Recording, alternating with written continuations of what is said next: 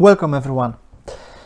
In today's subjects, I would like to say something about disappointment of life, because we are very often disappointed by situation, by circumstances, by other people. Sometimes there are situations that are pending. We are just waiting. We just don't know what is going to happen. We just wait and we don't know what will happen. Is it going to be good? Is it going to be bad? Who knows? The situation is like pending and we are waiting for the exam results. And this also could pertain to our life situation regarding our business or our relationship or our family. And is there any place, maybe you have this, thoughts on more often or less, but maybe you have tried to figure it out. Is there a place? Is there anything that we could think about it or speak about it or talk about it that decide whether this is going to be fine or whether we are concerned about is going to be kind of bad, in inverted comma bad, because everything is good. But you see, sometimes we just waiting and we just don't know what will happen. Is it going to be good or is it going to be something that it's not desirable in our consciousness? But we don't know. So is there a place in which something just triggered out and then it's going to be good or it's going to be more negative, I would say? Is there any place that will decide about it or does actually decide? And in order to understand this place, and of course there is that kind of place in our life, always, in every single situation, in order to understand, we should just speak for a second and think about it. What is the time? And understand the definition of time. Of course, again, physics or people who deal with time could define it in a different way, but from the perspective of Kabbalists, what is the time? When does it start? And what, I would say, examples of time, how many of them there is. So the first time, it's in endless, Ein Sof, in endless. Before this universe was created, there is no time. So let's say that 13 milliards, 15 milliards, whatever the universe exists, there is no time for the creator. He's not boring, he's not bored, or he's interested. Oh, how long will also take another 15 years or billion years, to finish something? There is no time. Everything's like a split of the second. If something must have happened in a time, already happened. So there is no time. We don't have to wait till something will finished. So otherwise, we could think about it in a human being kind of structure. How old is God, and how many years he has. So there is no time and so everything is possible and it's happening right now. Now, for spiritual kind of inverted people, the time it's the second structure of the time. The second, for example, of the time, it's when there is cause and effect. So, for example, we don't have to wait for much long to happen something. Spiritual people think there is cause and effect. Everything depends on me. I can change it with my consciousness. So if something I do in a proactive way, then the effect could be shorter. I don't have to wait for a long time, let's say 10 years, in order to figure it out, in order to accomplish the success. It could happen very, very quick. So there is another time. And the last time, it's when we just believe. Like people believe, well, that's the time.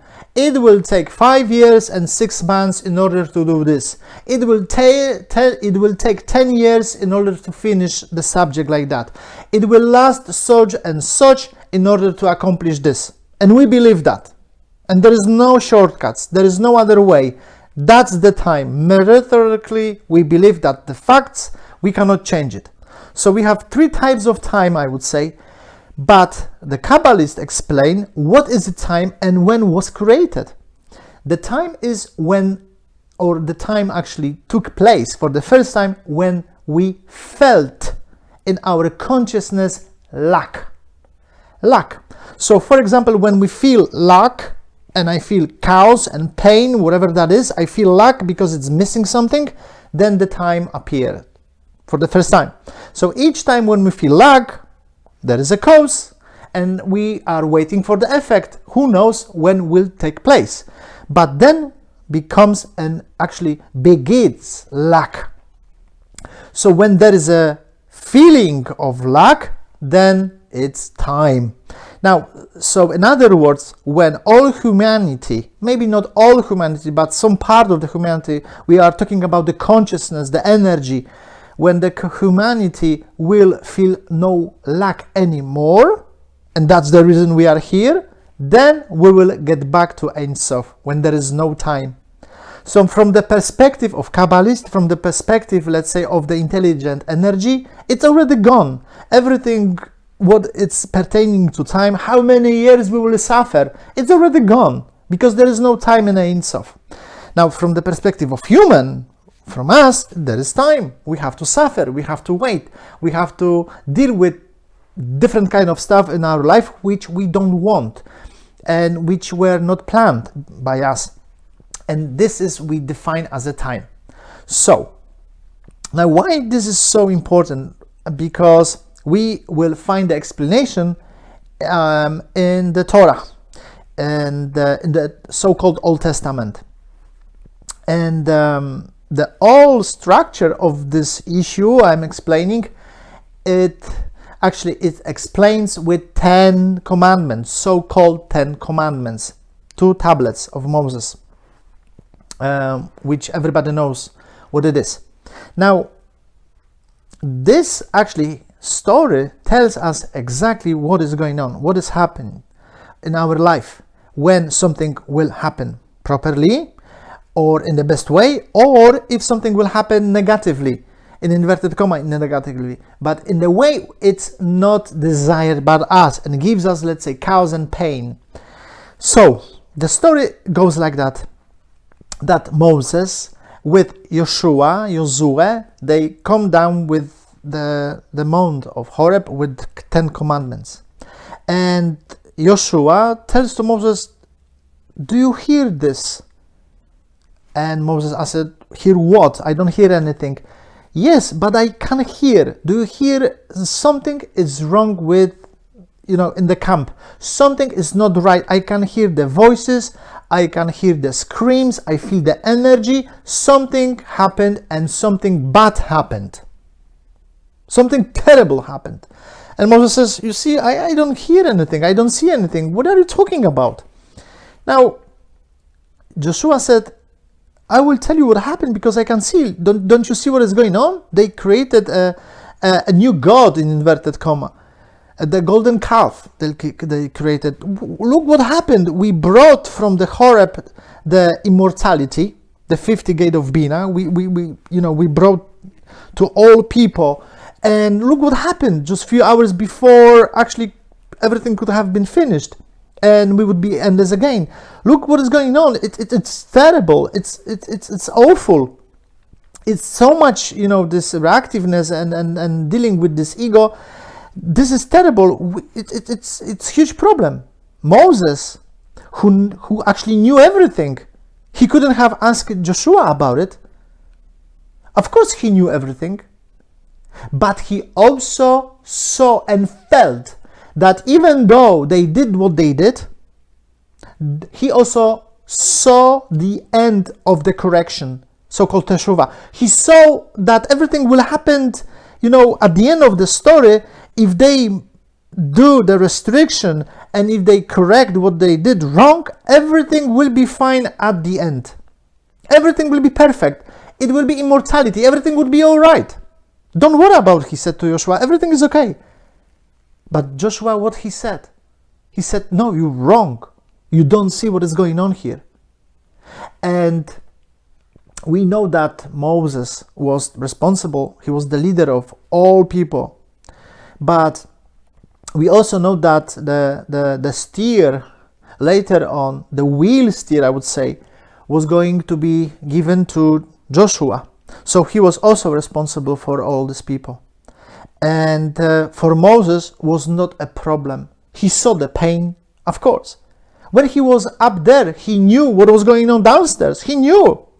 But the tablets were still holding. Everything was okay. Once Joshua said, and he believed, and he felt, and he said to himself, he really believed in that. No, it's a huge problem. It's not going to be easy. It's going to be tough. We are going to suffer. And that's it. Then the 2 tablets were so heavy that actually Moses dropped them and they broke down. This is what happened.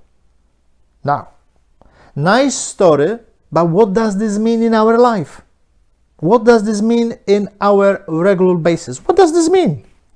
It means that, and I will also make a comparison to what I feel it's going to be good for this video presentation.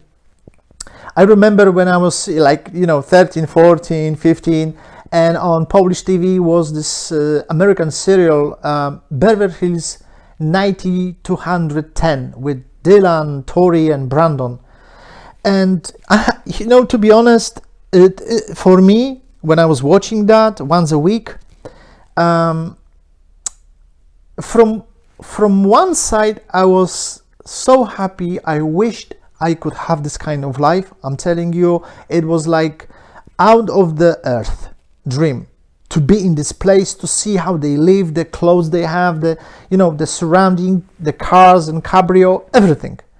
For me, it was like, it's impossible in Poland those days to even think about it in this way. But I remember that from the other side, I feel shame. I feel shame. I don't know why, but I felt shame that I don't have it. I know how much it will take to get it. I didn't feel worthy even to talk about it. Of course, people were chatting in school about this film, but it was like confusion in me. But this example of this film, it was like out of the earth, something that I could desire, and it was absolutely fantastic, terrific. But that's the right hand side of our energy, which is called Chesed, which is called Abraham. Now, there is another side, another film. Let's say that we go to the cinema or we watch on TV a trailer of a film. It could be, science fiction film, which we just hated, or comedy, or horror. It could be anything. And we just watch this trailer for 10 or 20 seconds. And we just know it's terrible. And we just know there is no way I will spend a penny for this film. I am not going to the cinema. And we know that. Because it's not our type. So one film, it's our type and we wish to live in that. Another film, which is the left-hand side, which is Gvura, which is Itzhak, we just don't want to even know about it, that it exists. You see, and this is our life. Some instances, some situation that take place in our life are from the right-hand side. We are just so happy. It could be a compliment. It could be a good business deal that just works out. It could be that we met someone. It could be any kind of success. It could be good news for us, anything. We say, yes, I am happy. This is our life. This is my life. I control this business. Amazing. That's okay. And we don't fight with that, right? Now, and we want to stay in this kind of business as long as we can. And have this feeling that everything is perfect. But the same day or on the following day, somebody give us a bad news. Or told us something that we didn't just enjoy, we didn't like it, or showed us that, you see, I am wrong here, or I shouldn't do that. Now, how do we feel then? It's only 5 seconds. It's only like 30 seconds, the trailer of the film. What do we do then? We say, we feel, I don't like it. I don't want to spend any more time with this person or in these circumstances. I cannot talk any longer. I've got headache already. Let's finish this conversation. I'm off. Because we feel that, because believe with that everything what is here in and exactly in this situation, it's bad and will finish bad, and the end will be long, and we don't know how much time it will take. it will be bad anyway. And we feel that way. That's it. We believe in this. We even know that. We have experiences and we disagree with this person. It's headache. It's pain. You see? So if we believe in that, as Joshua did, it will happen. It will happen. And that's what happened in desert. And as a matter of fact, they had to walk for another 40 years. And that's the place, and that's the situation, a minute, a second, that decides what will happen at the end of the pending matters that we are waiting for. If we believe that what we are dealing with, it's painful, we don't know how much time it will take to heal, we have no idea, what we know, it's too painful to deal with that, this will happen. That's the story from the Horeb. That's the story from the Torah. This will happen because that's our consciousness. Our job, it's not only to go to the cinema for this film, but we should also enjoy that. And we also should know that at the end of this film, something will happen. Everything will be perfect. Everything will be the best. I will learn something from this film. I will be stronger. But I know that at the end of this film, I will not also survive, but I will be stronger. I will get more. And that's the problem we are having all. We all have the same problem. Every day. And there is always something that is not right I don't want to deal with. Always, every day. And if I believe that, and if I inject that into my consciousness, that, that's painful, I don't want to talk anymore with this guy, I don't want to deal with this situation, it's too long, too painful, I don't see the end. I have another story, I just want a story which is comfortable for me, don't talk to me in that way, that's it. This will happen. This or a similar situation to the issue we are dealing with. Because we don't believe, we don't kind of know inside us that everything can happen properly, everything could be perfect. It's up to us. Of course, sometimes we have to go to this film.